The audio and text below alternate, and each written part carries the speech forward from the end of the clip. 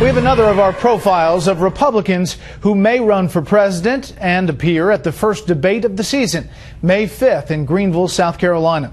Tonight, the man credited by many with lighting the fire that became the Tea Party. The winner of this year's CPAC straw poll is Texas Congressman Ron Paul.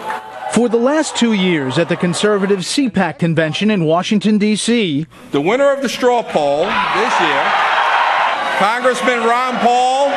Texas Congressman Ron Paul has been the hands-down winner of the annual straw poll. Dr. Paul, an obstetrician and gynecologist by trade, served 8 years in the House in the late 70s and early 80s. Paul ran for president as the nominee for the Libertarian Party in 1988 and was elected again to the House as a Republican in 1996.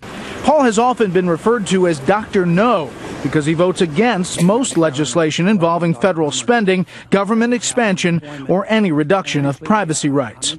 In a second White House run in 2008, as a Republican this time, Paul shook up the early debates on domestic policy. Tell me 3 federal programs you consider wasteful and would eliminate. I'd start with the departments. Department of Education, Department of Energy, Department of Homeland Security. We spend so much money now that we have to borrow nearly $3 billion a day from foreigners to take care of our consumption.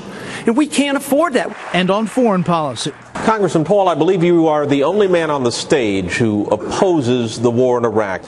Are you out of step with your party? Well, I think the party has lost its way because the conservative wing of the Republican Party always advocated a non-interventionist foreign policy. Paul's 2008 campaign got attention, but never really moved the needle for a majority of Republican primary voters. Fast forward 3 years. This time, the political environment has dramatically changed. Thank you. The Tea Party movement is largely based on ideas and platforms Ron Paul has been talking about for decades. Smaller government, lower taxes, and a strict adherence to the Constitution. As the political dynamics have changed in his favor, Congressman Paul appears ready to jump into the presidential race again. There's a lot more people thinking like I've been thinking for a long time, and they're getting more serious about it, so I think it's very appropriate because I think we're at crisis mode right now, worse than it's ever been in these 30 years.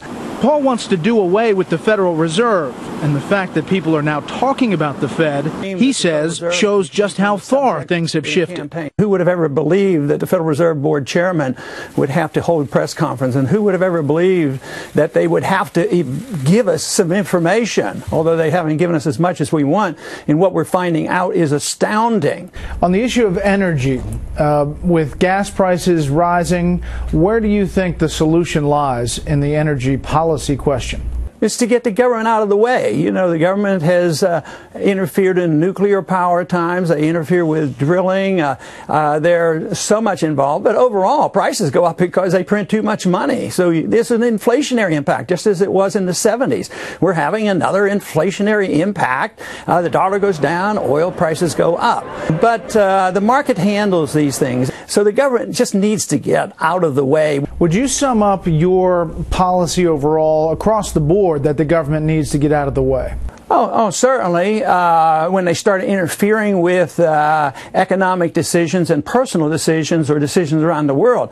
But the government has a very serious responsibility to making the rules work. The government's doing things they shouldn't be doing and avoiding the things that they were told to do. And that is maintain a free society, defend liberty, protect our privacy. Despite the political shift, analysts like Larry Sabato call Paul the longest of long shots.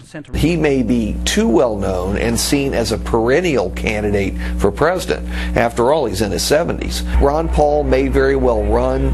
It would certainly be his last run. And I think Paul would be the first to admit that he's not going to be the Republican nominee for president. Don't tell that to his legions of vocal supporters, including his son, the new senator from Kentucky. For teaching me to respect the Constitution, for teaching me individual responsibility as well as what individual freedom is about. I want to thank my parents, Carol and Ron Paul. Senator Paul recently told the Des Moines Register the days of his dad being brushed off or ignored are over.